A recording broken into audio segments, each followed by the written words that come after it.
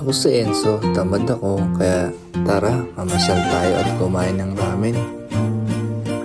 Pero syempre, hindi ako tamad pagdating sa pagkain. So today, dahil wala akong ganang kumilos sa bahay, may naisip akong solusyon.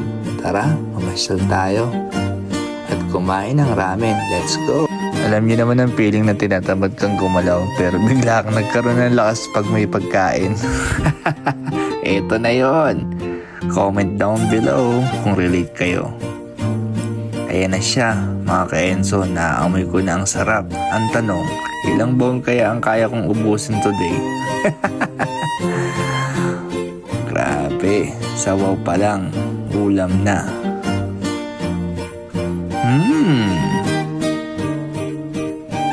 Daming baka. Sarap, grabe. Parang natanggal yung pagkatamad ko. Pwede pala itong motivation para maging productive. Pag tinatamad, kumain.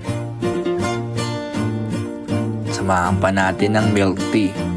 Yan ang bestseller nila dito pag mayroon kang ramen na kinakain. Ba. Winner. Ayan mga ka-Enzo. Sabayan niyo akong kumain ng ramen habang malamig ang panahon. Mission accomplished.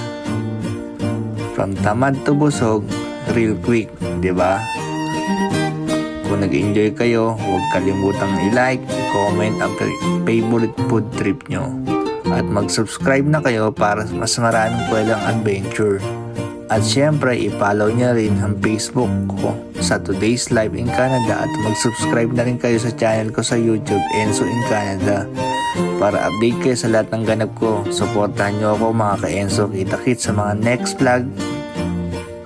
Bye!